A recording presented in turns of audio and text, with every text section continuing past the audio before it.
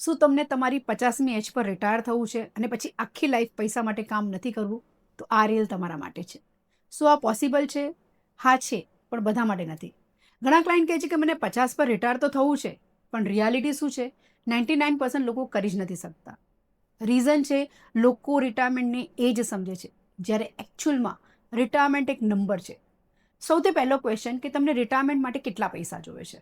સર્વે કહે છે કે 1/3 લોકોને ખબર જ નથી કે તેમને કેટલો કોર્પસ જોઈશે.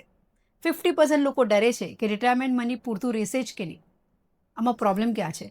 પહેલું, ઇન્ફ્લેશન સમજતા નથી. બીજું, પ્લાનિંગ નથી કરતા. 30s અને 40sમાં ઇન્વેસ્ટમેન્ટ નથી કરતા. અને સ્ટ્રક્ચર વગર આડેધડ ઇન્વેસ્ટમેન્ટ કરે છે. સિમ્પલ સમજ રાખો, રિટાયરમેન્ટ એજથી નથી આવતું, પૈસાથી આવે છે. ફોર એક્ઝામ્પલ એમ કહું કે તમારો પર મંથનો ખર્ચો જો 1 લાખ રૂપીસ છે, એટલે યરલી તમારો ખર્ચો થશે 12 લાખ. આને જો હું ઇન્ફ્લેશન જોડું તો ફ્યુચરમાં આ અમાઉન્ટ ડબલ થઈ શકે છે. તો રિટાયરમેન્ટ પોસિબલ ક્યારે છે? ત્યારે જ છે જ્યારે તમારું કોર્પસ તમારા એક્સપેન્સને સપોર્ટ કરે છે. સિમ્પલ રૂલ છે, તમે પૈસા માટે કામ કરો, એને ઇન્વેસ્ટમેન્ટ કરો, ઇન્વેસ્ટમેન્ટ તમારા માટે કામ કરશે અને તમે રિટાયર થશો. રિટાયરમેન્ટ લક્ઝરી નથી, એક પ્લાનિંગનું રિઝલ્ટ છે.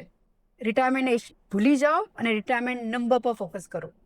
તમને પણ તમારો રિટાયરમેન્ટ નંબર જાણવો છે તો કમેન્ટ કરો રિટાયરમેન્ટ, અને અમે તમને તમારો રિટાયરમેન્ટ નંબર કેલ્ક્યુલેટ કરીને આપશું. આ રીલ ગમી હોય સેવ કરો, શેર કરો અને મને ફોલો કરો.